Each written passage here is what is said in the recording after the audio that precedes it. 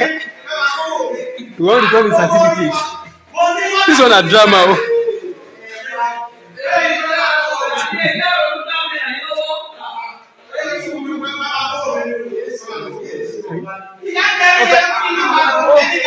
Open return certificate.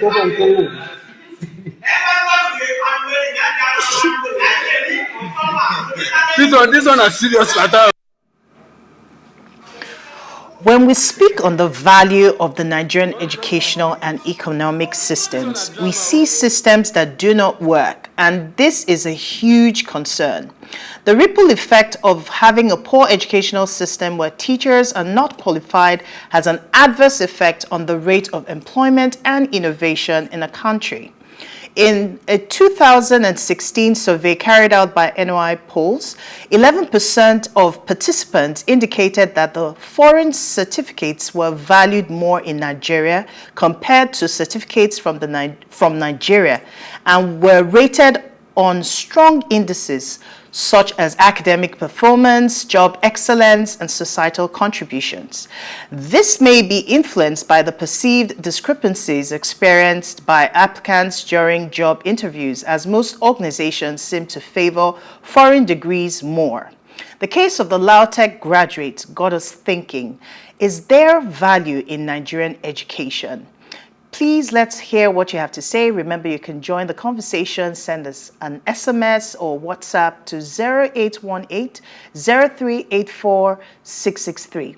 Tweet to us at Wayshow African War with the hashtag Wayshow. All right, so ladies, education in Nigeria. I mean, we were just bantering a little bit on my what's in the story and what's in the news. Or what's in the news, rather. And when I saw this topic today, it reminded me of when I was in fourth year university. I read estate management. And all the while we were in school, there was a lot of theory, a lot of things that we couldn't put sense to, until I was in my fourth year and I had to, second semester, we went to do our industrial attachment, our IT, in different firms. And I came to Lagos, I attached myself to an estate firm, and it was a completely different experience from what I knew in school. Mm-hmm. I mean, if you were going to value a house, I don't know if you heard of the story of the collapsed building over the weekend, but if you're going to value a house, there were a number of things that you look at, compute, and come to your conclusion about the valuation of the building. And it was a total shock for me, because what we were used to in school, the calculations and the things we had to do, and then when you came to real life, it was just based on one or two information, and you've gotten your value.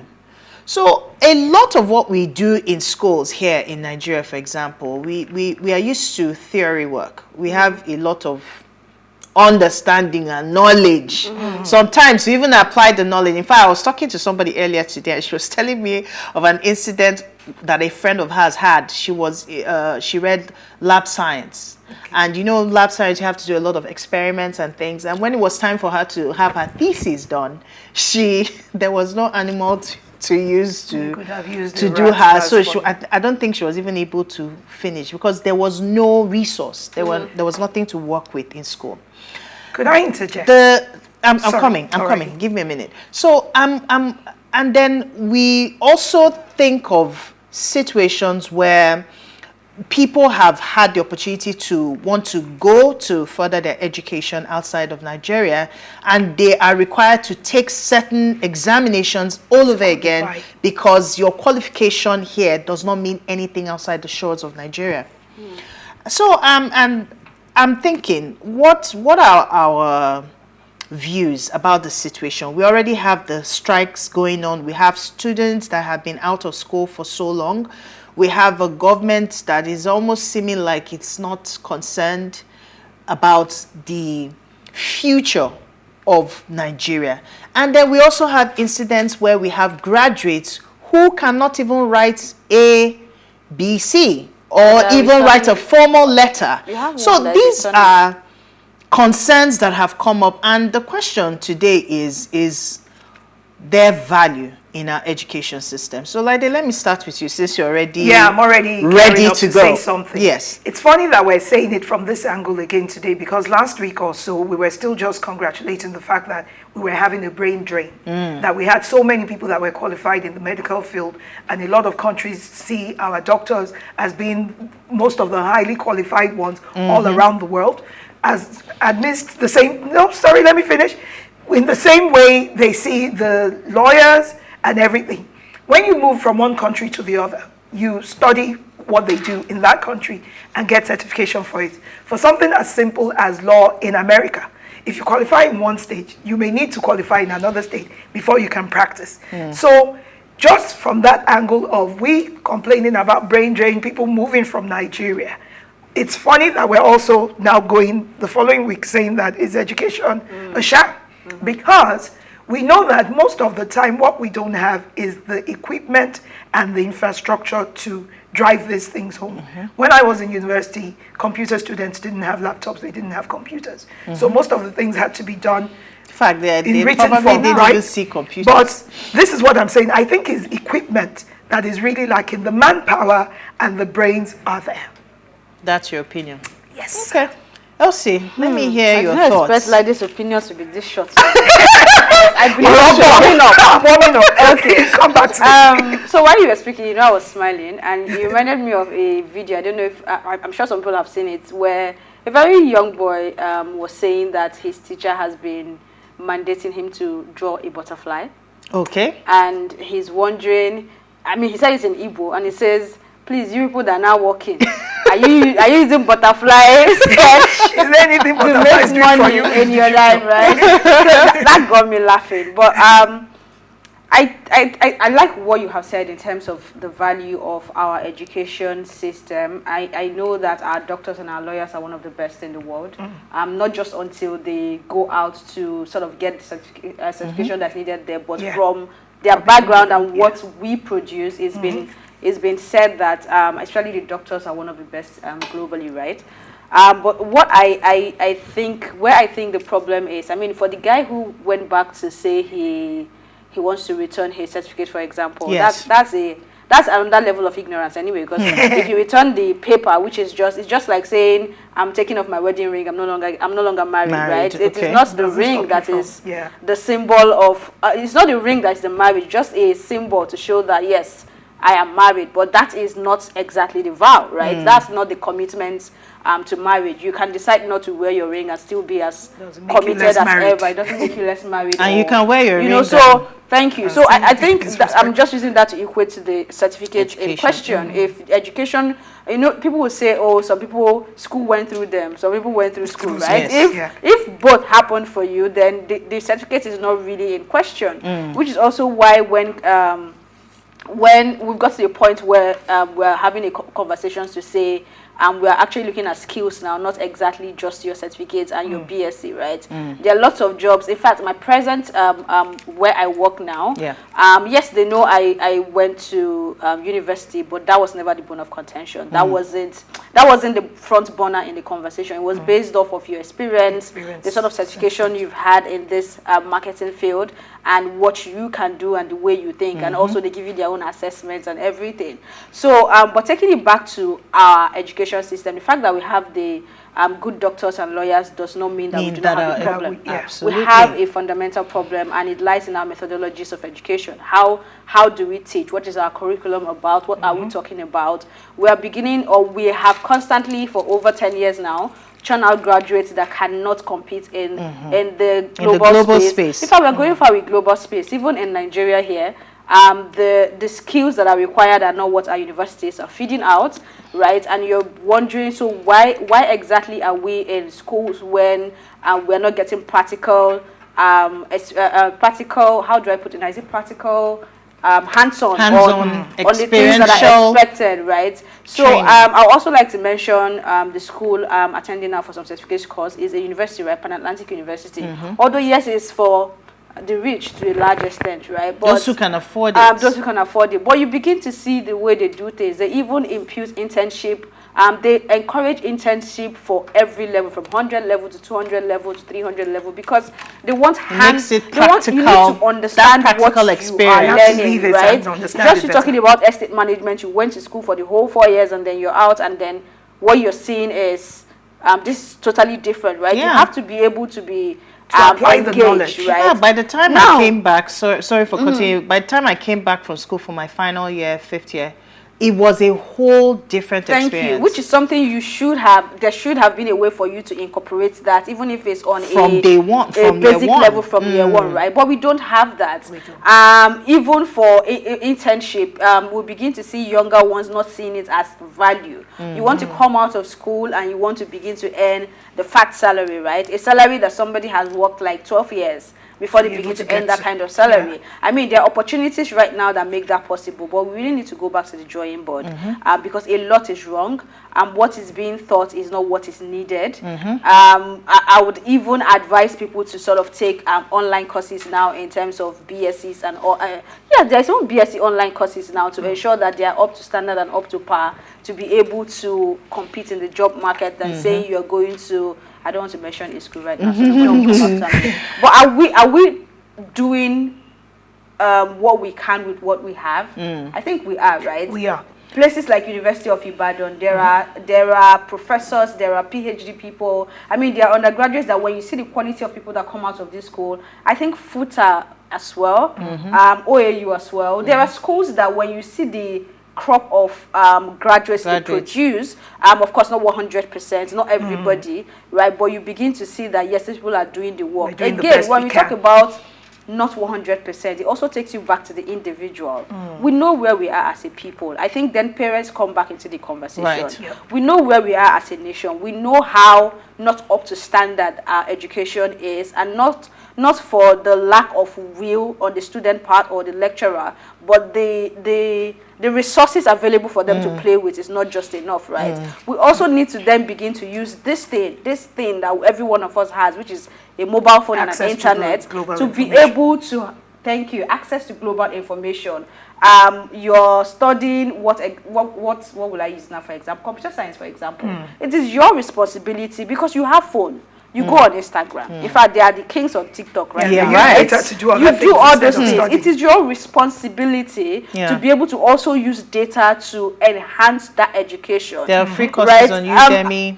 Do you understand? So, everything. I don't know, was it a trade? Okay, it was one of my classes today where our facilitator was saying something about everything has been taught today is not exactly be all know all. Cast It's in for stone. you to Just begin start. to It's the think. process for you It's to the begin process to for you to access think, more access more information. information and begin to ask questions, use the resources around you and learn better. So, I mean, the conversation is broad, right? yeah. But it's also a hot and cold. It's always going to be Yeah. the case. Let As me- for teaching, you need to take a break. Okay. Oh, wait. Well, We're just gonna take a quickly break soon. go ahead. Looking Sort at the of. fact that we Very chose quickly. English language as our language, when you talk to a lot of teachers that are the ones imparting knowledge Yeah. on the next generation, their grammar is just way off. And you keep wondering that when you speak like this, no wonder places like Canada are asking their citizens or the people that want to come into Canada to pass an exam to prove that The they can IELTS speak exams. English. Do you understand whatever they call it? I mean, I may have different interpretation for For that. the reason for that, that yeah. argument. But then again, yeah, on the one hand, maybe that's not what you're thinking of. A lot of Europeans will say our first language is our first language, our mother tongue. So be grateful that we're even speaking English. If we don't speak it well, we tend probably to- speak better English. we speak better English than most of the people in the world, even more than most. Take your break, because I'm coming back. Before I quickly take the break, I just wanted to allude to what Elsie was saying. It was very in depth, because I don't believe that it's just about infrastructure. I don't believe that it's just because we don't have learning tools. We have capacity as Nigerians, and we're resilient in every way. But I also see a lack of a system, because we don't have adequate structure towards these things. It has ultimately affected the output and Too our many delivery interruptions. on so many levels, right? So you see people almost giving up or in a state of despondence, because why bother? Why make all of that effort when at the end of the day I still have to go through the motions all over again? So people are not putting as much, even though we have the potential to do that. But let's take a break, and when we come back, we'll open our phone line. So see you shortly.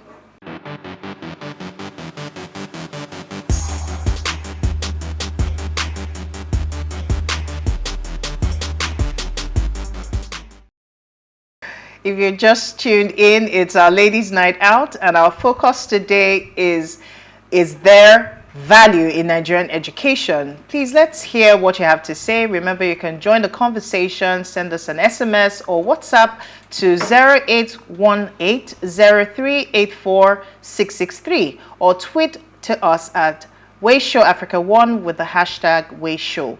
Our phone line is now open, so please call us on 0702-500-7749. It's 0702-500-7749. So, ladies, while we're waiting for our calls to come in, I know Lide was itchy to share. I'm ready. You know, today. Somebody's that they are very patient and they sweet somebody. Don't let them So describe yes, you had a comment there. I was saying, you remember I said before we went on to the topic of the day that I was going to go on to Google and see if there was anything that would prove or even suggest that this same Adamu guy has ever taken a child abroad to school to take away the excuse of him being distraught for 2 weeks. So apparently in 2017, and it came up again earlier on this year, there's been a story alleged, let me just say alleged, because they came back and slapped false on it, saying that a child of his graduated from a foreign university in the UK, right? University studying engineering in the University of Aberdeen. And quite a number of government officials had kids graduate this year as well, as they always do. So, like someone said on Instagram, somebody was dancing and they said, why is she dancing? And they said, Nigeria is not happening to them. Nigeria is working for them, a government official. Okay. It's because Nigeria works for them that they don't understand what we're going through. What is happening to other So for someone to say he's going through this feeling in just the last 2 weeks, he's just trying to act like he's empathetic towards our issues. I don't believe it. If any official at all lets their children school abroad or travels out for medical assistance or whatever during the time they're in office, they're not in the same boat with us. Come back to me again. Well, Lady, we have heard you. Come back to me again. It's for me, the value of education. I think that the value has gone down, has sort of degraded over time, and I'll tell you why. Well, over the years, I mean, in the 60s and the 70s, we had the kind of graduates, we had people who were coming straight from secondary school and getting jobs internationally. We had people getting with foreign companies that were based in Nigeria and all of that. There are people who you would even see that they did not even go to school. But when you hear them speak, because some of them interface, I don't know, maybe with the colonial masters at the time or so, but you could see them speaking impeccable English, and they could even, some of them rose to positions of manager and all of these things. But we have people in the 21st century who have degrees, master's degrees, and as simple as writing. Masters. Yes. Oh, wow. Up to No, even as bad as level. masters, I think is what it's called. You know, and you can't see anything that shows any form of qualification. Now, I'm not making a general statement. Yeah, sure. But we have situations like that become more and more. But let me hold that thought. We have a caller, our first caller. Okay, Loma from Abia. Wow, Your Loma. namesake. Can you hear me? You're live now. Hello, Loma. Good evening, my dear sisters in the house. Good evening. Good evening. Welcome. What do you have to say? Let's hear. Let me just let us know. In those days, education in Nigeria has value. In those days, when we have politicians that have mind of making sure people go to school just like Awolowo, all the rest of them. No, I'm just waiting.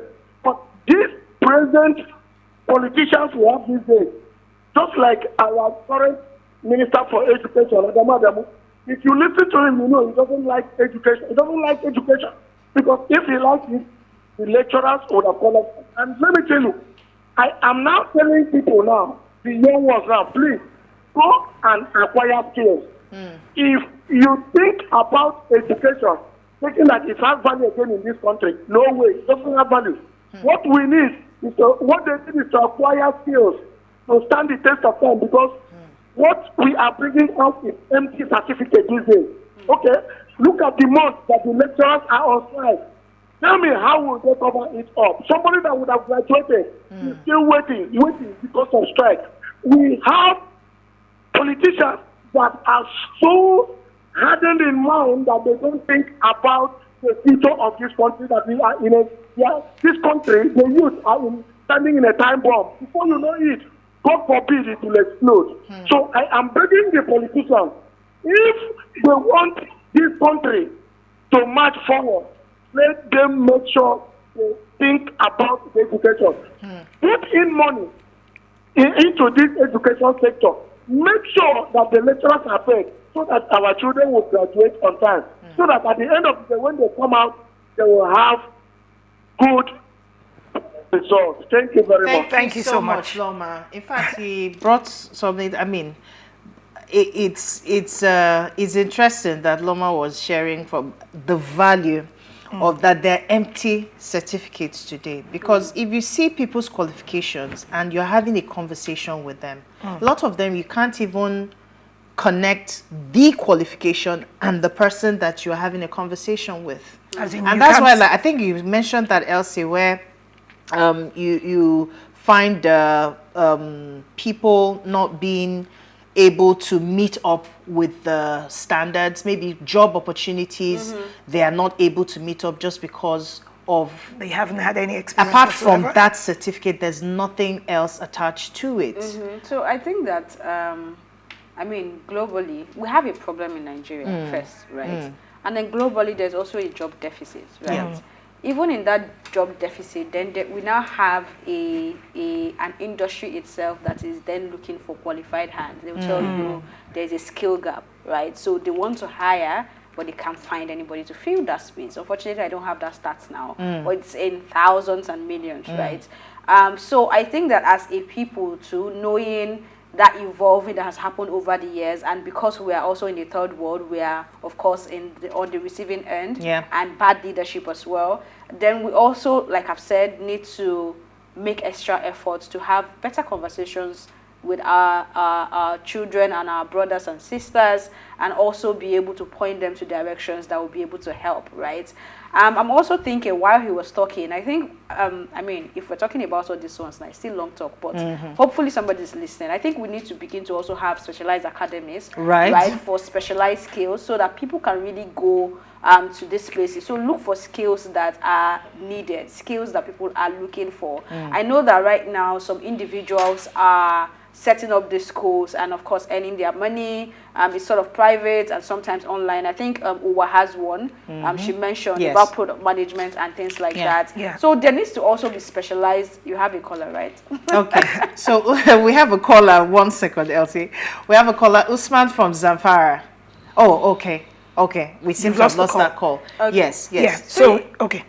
So, I mean, basically, we need to look towards that direction to ensure that people are upskilling. Absolutely. And our educational system needs an overhaul. I don't know if this is part of what ASU is fighting for, but that should be part of the conversation. You are still talking about students that are graduating. You have conversations with some of the lecturers as well, and you're wondering, is this the person that is imparting knowledge, right? So there is a fundamental problem that needs to be addressed, really. Yes.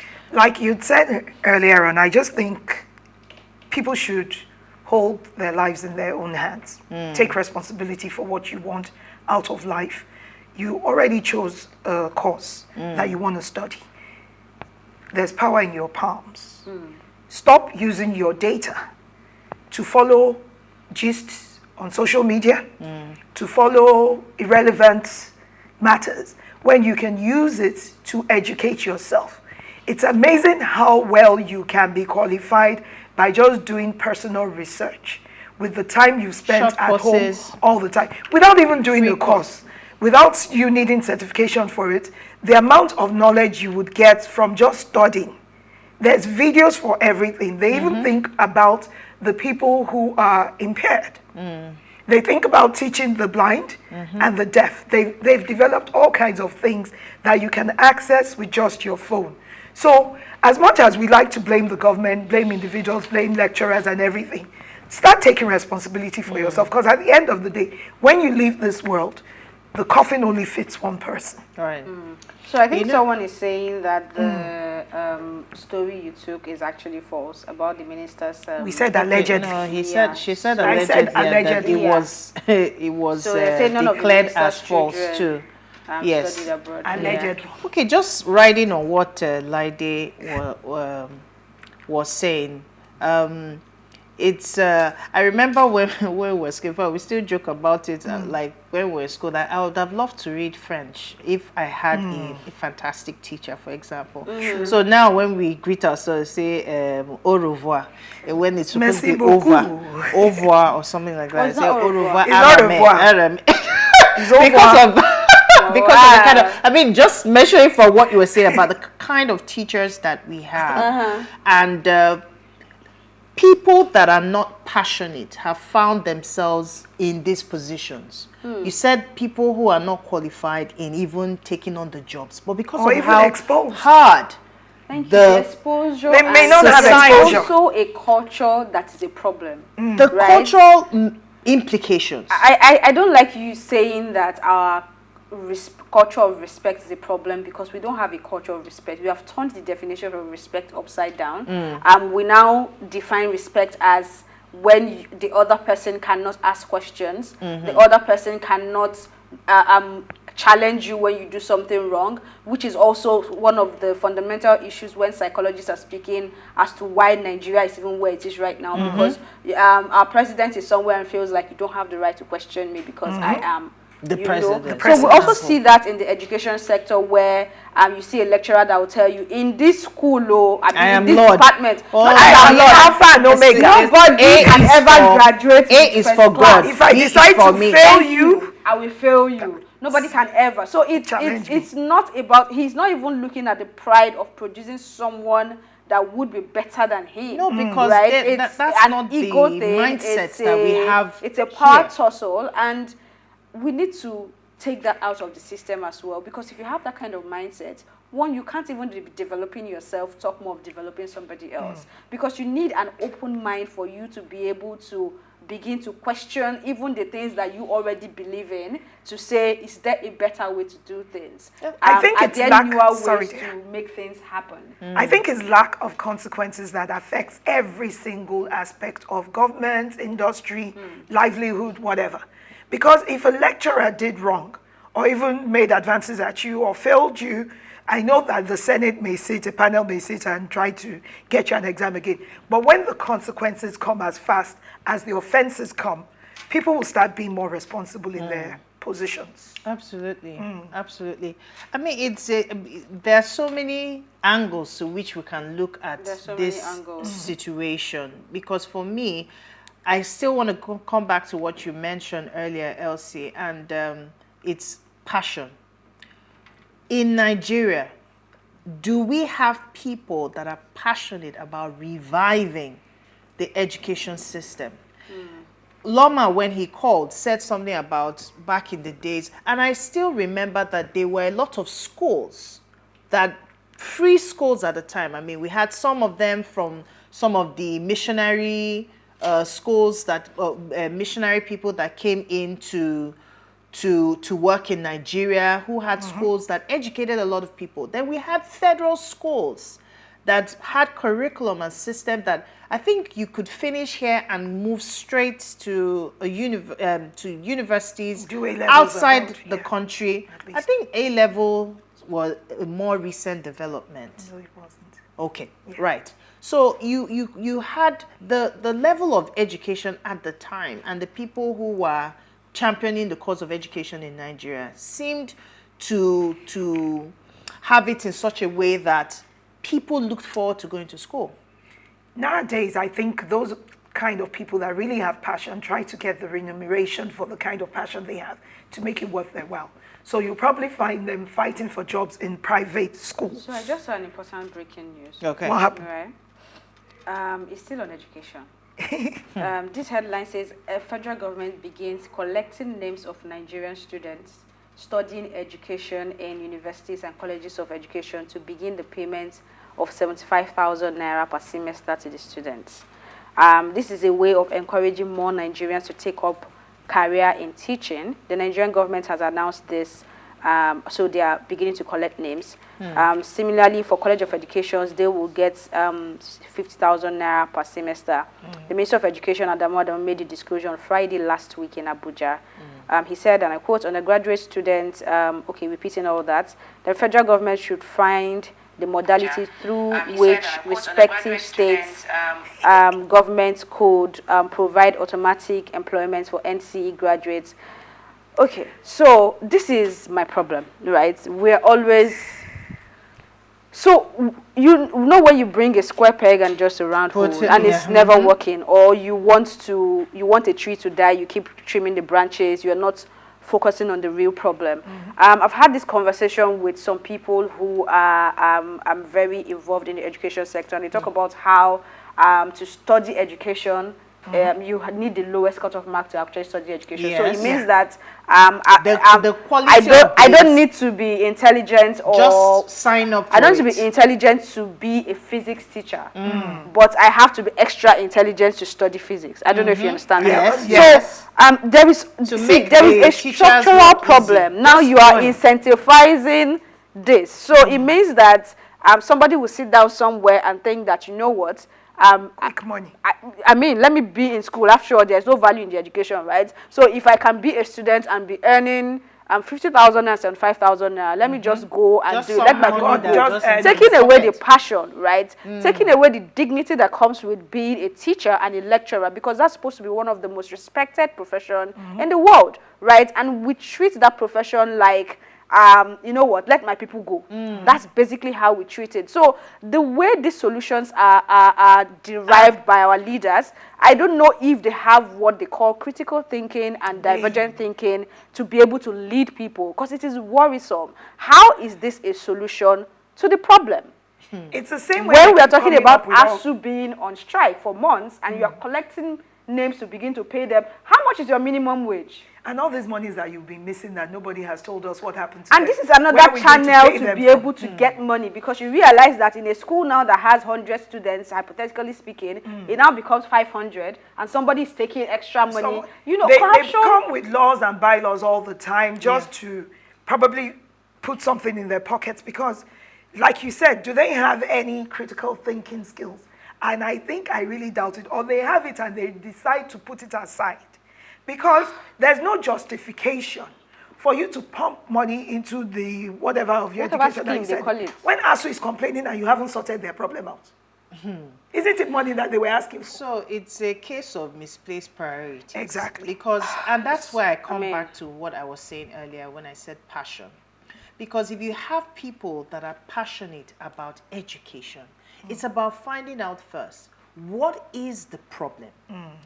What is our problem? Is it that we don't have qualified trainers or teachers or lecturers to be able to churn out the right kind of students or graduates from our schools? And if this is the problem, okay, so we already have the ASU problem. How are we trying to solve that? And then how are we trying to make education more viable in Nigeria so that we can, even if we're seeing, well, Nigeria is a country of over 200 million people. If we churn out the right kind of graduates and then we are even able to send them out to countries, or we have some kind of arrangement with countries where you want our graduates, then these are some of the, I mean, you can. But they were negotiating with UAE just last week about such things. It's not about that. I think generally speaking, it's a passion for humanity that we need. Not passion for education, not passion for medicine, not passion for humanity. Yes. When you have a passion for humanity, you do what you're supposed to do, regardless of what is going on at the point in time. Because the people you have the issues with, I'm not saying ASU shouldn't go on strike, but the people you have the issues with, their kids are not in the schools. Is this same your friends and cousins and family members that have children in these schools that you've decided not to teach in? So passion for humanity. They said that passion actually should be, what would you gladly do for free? What would you gladly do for free? We know that we still need to live in this life, and the legal tender for our livelihood is money. But at the end of the day, what would you gladly do for free? The missionaries that you mentioned came to impart this knowledge for free.